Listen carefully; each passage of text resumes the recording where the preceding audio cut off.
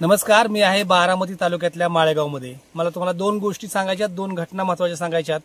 1971-72च्या काळात याच ठिकाणी तत्कालीन नेते आणि नंतर महाराष्ट्राचे मुख्यमंत्री झालेले शरद पवार यांनी या क्षेत्राला भेट दिली होती, ज्यावेळी हरित क्रांतीची सुरुवात झाली होती. आणि माळेगावमध्ये बारामती तालुक्यातला पहिला प्रयोग संकरित ज्वारीचा या ठिकाणी घेण्यात आला होता. आणि तब्बल 51-52 वर्षानंतर पुन्हा शरद पवार यांनी इथं काल परवा भेट दिलेली आहे. त्या अशासाठी की माझ्या पाठीमागे तुम्ही पाहत असाल तर आर्टिफिशियल इंटेलिजन्स तंत्र आहे आणि हा ऊस आर्टिफिशियल इंटेलिजन्सच्या माध्यमातून उत्पादित करण्यात आलेला आहे, वाढवण्यात आलेला आहे. आणि तो 10 महिन्याचा ऊस आहे. महाराष्ट्रातील 1000 शेतकऱ्यांच्या शेतावरती ॲग्रिकल्चर डेव्हलपमेंट ट्रस्ट, मायक्रोसॉफ्ट आणि ऑक्सफर्ड विद्यापीठाच्या संयुक्त विद्यमानानं जे आर्टिफिशियल इंटेलिजन्सचे प्रयोग सुरू आहेत आणि त्याद्वारे शेतीमध्ये अधिक उत्पादन वाढवून शेतीला आश्वासक बनवण्याचा जो प्रयत्न सुरू आहे, भारतातला पहिला प्रयोग या ठिकाणी सुरू आहे. त्यापैकी हा एक प्रयोग आहे. माझ्यावर आहेत संग्रामसिंह मुरलीधर तावरे. खरं तर हे प्रगतशील शेतकरी आहेत. दुसऱ्यांदा शरद पवार तुमच्या शेतामध्ये आले होते, काय आठवण सांगाल? पूर्वी साधारण 72-73 मध्ये माझे वडील कैलासवासी मुरलीधर व्यंकटराव तावरे यांनी हायब्रिड ज्वारी, संकरित ज्वारीचा प्रयोग त्यावेळेस ह्या केला होता. आणि त्या काळामध्ये ग्रीन रिव्हॉल्युशनच्या माध्यमातून अन्नधान्याला वाढवण्यामध्ये सरकारचं जास्त प्रयत्न चालू होता. त्यासाठी हायब्रिड ज्वारी, संकरित ज्वारी आपल्या भागामध्ये सुरू झाली होती. म्हणजे धान्याचं उत्पादन वाढवण्यासाठी जो प्रयोग होता तो पहिला प्रयोग तुमच्या शेतामध्ये घेतला, तिथं आपल्या शेतात घेतला होता. आणि त्यावेळेस माननीय शरदचंद्रजी पवार साहेब यांनी त्या शेताला, आमच्या शेताला भेट दिली होती. आणि साहेब नेहमीच शेतीतील नवीन नवीन तंत्रज्ञान ह्याबाबत शेतकऱ्यांना प्रोत्साहन देण्यासाठी अशा शेतकऱ्यांच्या शेतावर स्वतः जाऊन त्या प्रयोगाची माहिती घेऊन त्याचे कौतुक नेहमी करत असतात. आता पुन्हा काल परवा शरद पवार आले होते, कशासाठी आले होते? त्यानंतर बरोबर साधारण 50-51 वर्षानंतर साहेब आमच्या शेतामध्ये आले. ते जो आम्ही ऊसामध्ये आर्टिफिशियल इंटेलिजन्सचा मॅनेजमेंटचा वापर करण्याचा जो प्रयोग केलेला आहे तो ते पाहण्यासाठी आणि त्याबाबतची माहिती, शेतकऱ्यांचं मत विचारून त्याबाबत आम्हाला प्रोत्साहन देण्यासाठी साहेब इथं स्वतः काल आले होते. आता आपण मूळ मुद्द्यावर येऊ. राज्यभरातल्या अनेक शेतकऱ्यांना आर्टिफिशियल इंटेलिजन्सचं ऊसातलं तंत्र काय आहे ते पूर्णपणे माहीत नाही. अनेकांना वाटतंय खर्च येतोय. गेल्या काही दिवसांपासून राज्य सरकारनं यावरती फोकस केलेला आहे. वसंतदादा शुगर इन्स्टिट्यूटनं काय अनुदान दिलेलं आहे आणि राज्य सरकारनं आर्टिफिशियल इंटेलिजन्ससाठी 500 कोटीची तरतूद केलेली आहे. आणि त्यामुळं हेक्टरी 25,000 रुपयांचा जो खर्च येतोय त्यामधील काही भार हा वसंतदादा शुगर इन्स्टिट्यूट, काही भाग राज्य शासन उचलतंय आणि शेतकऱ्यांना याचा खर्च अतिशय कमी येणार आहे. पण खरंच ह्या आर्टिफिशियल इंटेलिजन्सच्या तंत्रामुळं शेतकऱ्याच्या ऊसाचं उत्पादन वाढतंय का हे आपण जाणणार आहोत. तुम्हाला काय फायदा झाला, तुम्ही सुरुवात कशी केली आणि साधारणपणे तुम्हाला काय वाटतं की पूर्वीचं ऊस उत्पादन आणि आताचं तुमचं ऊस उत्पादनात काय फरक वाटतो तुम्हाला? पूर्वी आम्ही पारंपरिक पद्धतीनेच ऊस लावत होतो. त्यानंतर कृषी विज्ञान केंद्राने आम्हाला ड्रिप इरिगेशन, फर्टिगेशन कसं करायचं ऊसामध्ये ह्याचा प्रयोग आम्ही 10 वर्षापासून करतच आहोत. आणि आत्ताच्या नवीन अगदी लेटेस्ट काळामध्ये जो ऊसाचं मॅनेजमेंट आहे ते आर्टिफिशियल इंटेलिजन्सच्या साहाय्याने कसं करता येईल हा एक नवीन प्रयोग कृषी विज्ञान केंद्र, त्यानंतर मायक्रोसॉफ्ट आणि ऑक्सफर्ड युनिव्हर्सिटी ह्यांनी एकत्रितपणे राबवलेला आहे. त्यामध्ये मी भाग घेतलेला आहे.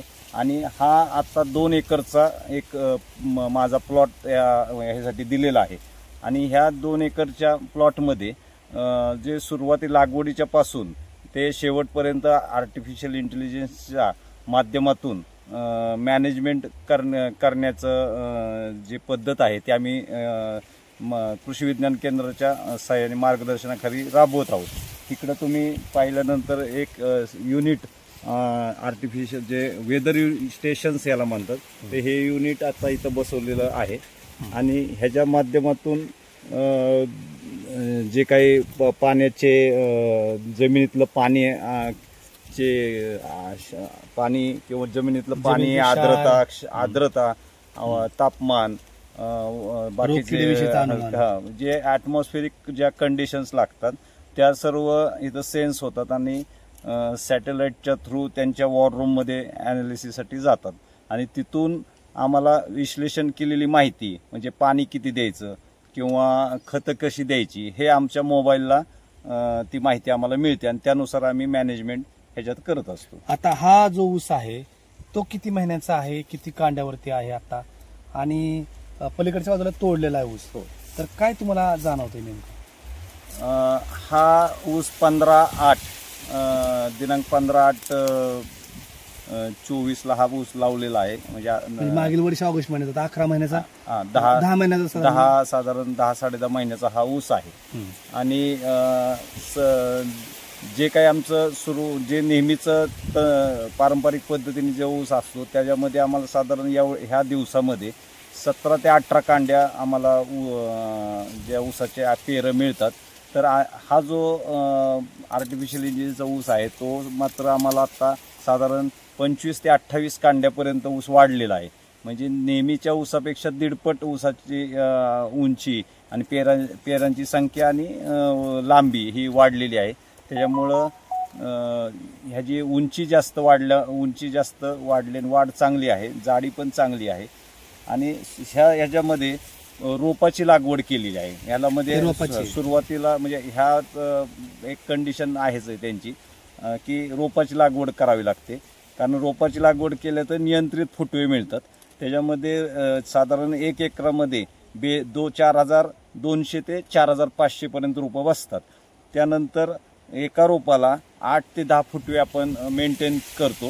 आता तुमच्याकडं AI नसलेला पण ऊस आहे आणि AI असलेला पण ऊस आहे. जिथं आर्टिफिशियल इंटेलिजन्सचा वापर केलेला नाही अशा ठिकाणी तुमचे फुटवे किती आहेत? साधारण फुटवे 6 ते 7 फुटवे आम्हाला मिळतात. संख्या कमी राहते बऱ्याच वेळेला, कारण ते फुटव्यांची संख्या हा एक शेतकऱ्यांच्या दृष्टीने दुर्लक्षित विषय असतो. परंतु आर्टिफिशियल इंटेलिजन्समध्ये फुटवे 100 टन जर काढायचं असेल तर फुटव्यांची संख्या हा फार एक महत्त्वाचा विषय आहे आणि ह्याच्यावर सुरुवातीच्या 4 महिन्यातच भर द्यावा लागतो. आणि ह्याच्यामधून पूर्ण नियंत्रणामुळे हे फुटवे संख्या मिळण्यास जास्त फायदा होतो.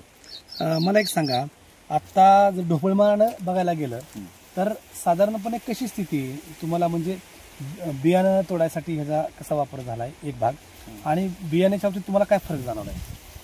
आता सुरुवातीला आता आपण तुम्ही बघितलं की बेण्यासाठी ऊस थोडासा 1 गुंठा आम्ही तोडलेला आहे. तर आम्ही दरवर्षी आम्ही ऊस तोडायचो तर 1 गुंठा क्षेत्रामध्ये आमचा सर्वसाधारण 1 एकर ते 1.25 एकर लागवड होत होती. तर आता मात्र ह्या वर्षी आम्हाला जवळजवळ त्याच क्षेत्रामध्ये 2.25-3 एकर लागवड झालेली आहे. तेवढ्याच वयाचा ऊस आहे. त्याच वयाचा ऊस आहे आणि तेवढं क्षेत्र तोडलेलं आहे, पण ह्याची दुप्पट लागवड झालेली आहे. याचा अर्थ दुप्पट उत्पादनाकडे जातोय. आर्टिफिशियल इंटेलिजन्सने हे एक तंत्र बारामतीच्या माध्यमातून जगभरात किंवा देशभरात रुजवायचं कारण असं की शेतीच्या हमी भावाचा सातत्याने प्रश्न निर्माण होतोय. त्यामुळे आश्वासक उत्पन्न मिळवायचं असेल तर शेतीचं उत्पादन वाढवायचं, हा एक त्रिसूत्रीचा कार्यक्रम या निमित्तानं आखला जातोय. मला तावरे साहेबांना आणखी एक विचारायचं आहे की याच्यामध्ये तुम्हाला खर्चात किती फरक पडलेला आहे? कारण राज्यभरातल्या शेतकऱ्यांचं असं म्हणणं आहे की आर्टिफिशियल इंटेलिजन्स आपलं तंत्र नाही बाबा, हे फार काहीतरी वेगळंच आहे किंवा हे आपलं काम नाही. तर त्या शेतकऱ्यांसाठी सांगताना तुम्हाला काय संदेश द्यायचा आहे किंवा तुम्ही काय संदेश द्याल त्या खर्चासंदर्भात? तर आर्टिफिशियल इंटेलिजन्ससाठी वेगळा जास्त खर्च करावा लागत नाही. प्रामुख्याने वेगळा खर्च फक्त वेदर स्टेशन जो उभा करायचा आहे हाच एक वेगळा खर्च आहे. आणि वेदर स्टेशनसाठी आता ह्या वर्षी म्हणजे शासनाने अनुदान दिलेलं आहे ते साधारण हेक्टरी 25,000 ही किंमत निश्चित केलेली आहे आणि त्याच्यामध्ये शेतकऱ्याला 9,000 रुपये मशीन करता भरावे लागतात. म्हणजे 9,000 रुपये फक्त आपल्याला, म्हणजे 2.5 एकराला शेतकऱ्याला 9,000 रुपये खर्च एक्स्ट्रा आहे. त्या व्यतिरिक्त जो खताचा वगैरे खर्च, पाण्याची ह्याच्यामध्ये बचत होते. कारण आपण खताच्या मध्ये पण बचत होत असेल ना नेहमीच्या पारंपरिक ह्याच्यामध्ये खताची थोडी बचत होते.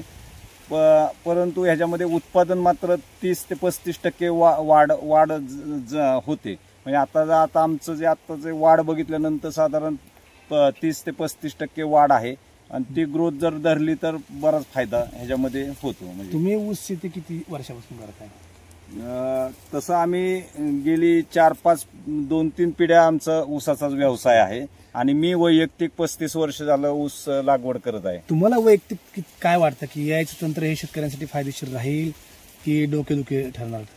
एआयचं तंत्रज्ञान निश्चित फायदेशीर राहील. कारण त्याला मला एक इथं महत्वाचं सांगायला पाहिजे. कारण लोकांचं एक एआय तंत्रज्ञानाबाबत गैरसमज असतो की आपण जे पारंपरिक खत देण्याची जी काही पद्धत आहे किंवा ॲटोमेशन पद्धत, काही जण आता ड्रिपच्या माध्यमातून वापरलं जातं. तर ॲटोमेशन पद्धत आणि ह्या ॲटोमेशन पद्धतीला एआयची जोड ही दिलेली आहे. पण एआय तंत्रज्ञान काय करतं, म्हणजे जे आपण इथून जे वातावरणातली माहिती सेन्स करून वॉर रूमला पाठवतो, परंतु अचानक बऱ्याच वेळेला हवामान बदल होतात. म्हणजे पूर्वीच्या ज्या पद्धतीमध्ये एकदाच माती परीक्षण करून आपले खताचे डोस ठरले जातात, परंतु ह्या पद्धतीमध्ये तुमच्या वातावरण जसं बदलत आहे, जसं बदलतं वर्षभरात एक क्लायमेटमध्ये एकदम बदल होतात, तरी त्यानुसार ती माहिती वॉर रूमला जाऊन त्यानुसार खताच्या आणि पाण्याच्या देण्याच्या पद्धतीमध्ये बदल हा सुचवला जातो. म्हणजे वातावरणाच्या बदलानुसार खत आणि पाणी दिलं जातं. हा याचं एक वेगळेपण आहे. आणि ह्याच्यामुळं जे काही पिकांना वाढीसाठी त्या परिस्थितीमध्ये जी काही गरज आहे खताची किंवा अन्नद्रव्याची, ती त्यांना योग्य प्रमाणात मिळली जाते. पाणी त्या पद्धतीने मिळालं जातं आणि त्यामुळं पिकाच्या वाढीमध्ये जास्त वाढ होते निश्चित पद्धतीने. खरं तर गेली 30-35 वर्ष ऊसाचा व्यवसाय करत आहेत आणि ऊसाची शेती त्यांची या पंचकृषीत प्रसिद्ध आहे. ते प्रगतशील आणि प्रयोगशील शेतकरी म्हणून या परिसरामध्ये ओळखले जातात. मुद्दामहून त्यांच्या शेतामध्ये आपण आलो अशासाठी की काल परवा शरद पवार यांनी या ठिकाणी भेट दिली. आणि शरद पवार यांनी अशासाठी भेट दिली की बारामतीत पवार कुटुंबानं सातत्यानं नवनवीन तंत्रज्ञान आणि शेतकऱ्यांना नवनवीन तंत्र देण्याचा प्रयत्न केला, त्यासाठी जनजागृती केली. ते तंत्र खरोखरच रुजलं आहे का? कारण भविष्यातली ही शेती आहे आणि भविष्यातल्या शेतीकडे जर लोकांना न्यायचं असेल तर त्याच्यामध्ये आश्वासक गोष्टीच घडवून आणाव्या लागतील. त्यामुळे 1000 शेतकऱ्यांच्या शेतावर महाराष्ट्रामध्ये जो प्रयोग झालेला आहे तो किती व्यवहार्य आहे, किती किफायतशीर आहे आणि किती फायदेशीर आहे हे पाहण्यासाठी सध्या कृषी विज्ञान केंद्राचे तज्ज्ञ तर फिरतात, परंतु माजी केंद्रीय कृषी मंत्री शरद पवार यांनी इथे भेट दिली. त्या शेतकऱ्यांचं मनोगत आपल्याला जाणून घ्यायचं होतं की खरोखरच त्यांना आर्टिफिशियल इंटेलिजन्सचा या 10 महिन्यात 10.5 महिन्यात किती फायदा झाला. आपण संग्राम तावरे यांच्यावर होतो माळेगावच्या शेतात.